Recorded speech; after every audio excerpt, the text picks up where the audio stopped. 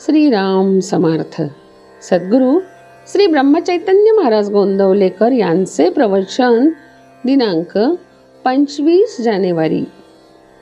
अनुसंधानासाठी सतत नामस्मरण करावे.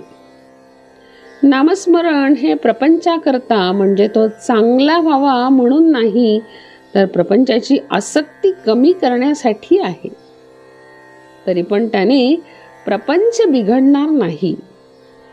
जे होईल ते आपल्या बऱ्याकरता आहे असे मानून परमात्म्यावर विश्वास ठेवून राहावे.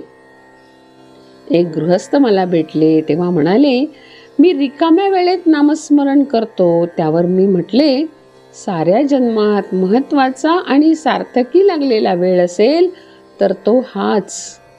त्याला तुम्ही रिकामा वेळ कसा म्हणता?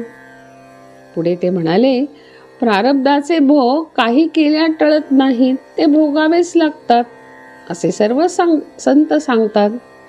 हे जर खरे तर प्रारब्धाचे भोग आपण भोगत असताना त्यामध्ये भगवंताच्या स्मरणाची काय गरज आहे?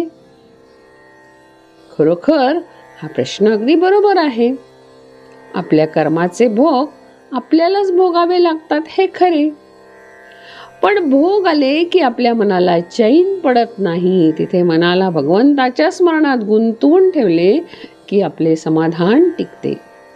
आपल्या सध्याच्या अवस्थेमध्ये भगवंताच्या इच्छेने घडायचे ते घडो असे मानणे किंवा भगवंत चांगले करील असा विश्वास ठेवून वागणे हेच सोपे जाईल.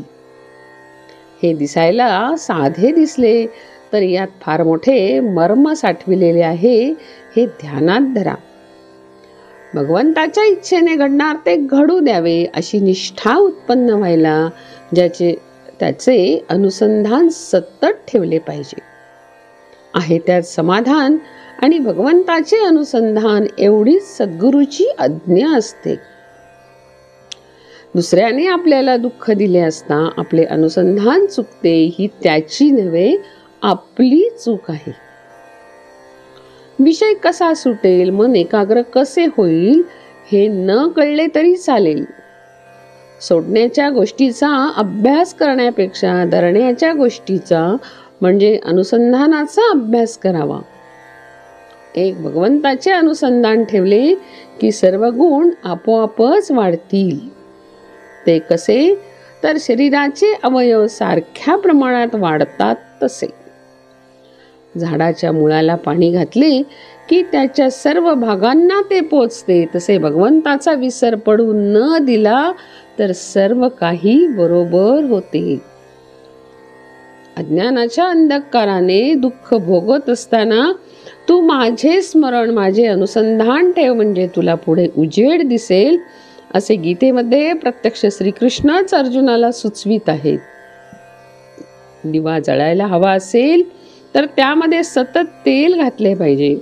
तसे भगवंताचे अनुसंधान सारखे राहण्यासाठी त्याचे नामस्मरण आपण सतत करीत असावे. ज्याचे अनुसंधान अखंड टिकले त्याचे खाणे पिणे उठणे बसणे वगैरे सर्व क्रिया भगवंताची सेवाच बनतात. भगवंताचे अनुसंधान हे आपले ध्येय. त्याला अनुसरून बाकीच्या गोष्टी आपण करूया. जानकी जीवन स्मरण. जय जय राम.